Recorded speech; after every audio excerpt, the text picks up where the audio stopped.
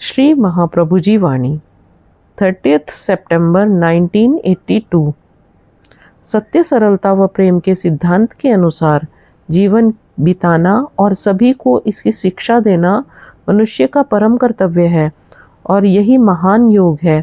परिश्रम से काम करना ही इस पथ का सबसे बड़ा गुण है, क्योंकि आलस्य तो पृथ्वी में मृत्यु के समान है। कर्म से ही जीवन में सफलता प्राप्त हो सकती है। सबको चाहिए कि वे अपने कर्तव्य का अपनी पूर्ण शक्ति लगाकर पालन करें और कभी भी कर्तव्य मार्ग से न हटें। मानवता की सेवा ही पहला और मुख्य कर्तव्य है। आजकल अमानवता और आलस्य बहुत बढ़ गया है, सो यह बहुत आवश्यक है कि आप कठिन परिश्रम करें और निराश न होवें। वीर बनो, परिश्रमी बनो, खूब काम करो और कभी साहस ना छोड़ो। जय महामाया की जय। श्री महाप्रभु जी से वार्तालाप 1 सितंबर 1982 को हैड़ा खान के कीर्तन हॉल में एक पाश्चात्य भक्त श्री महाप्रभु जी के पास आकर कुछ पूछने लगा।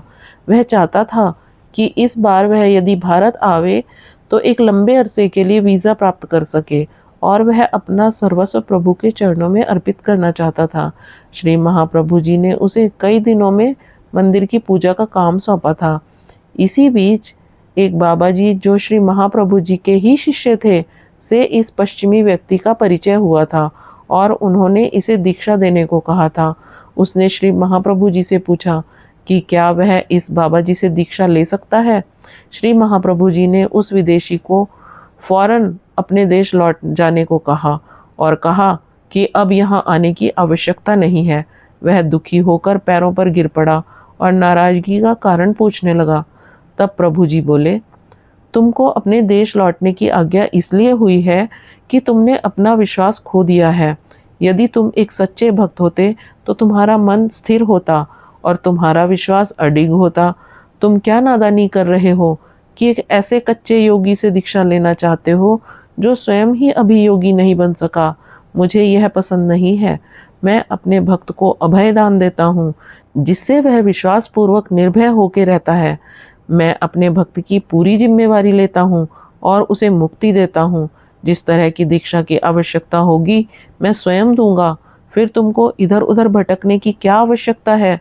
उस विदेशी ने कहा कि आध्यात्मिक उन्नति प्राप्त करने के लोभ के कारण ही वह अन्य योगी से दीक्षा लेने को तैयार हुआ। फिर श्री प्रभु जी बोले, तुम्हें मुझसे क्या प्राप्त नहीं हो सकता। तुम्हारा विश्वास सुमेरु पर्वत के समान दृढ़ होना चाहिए।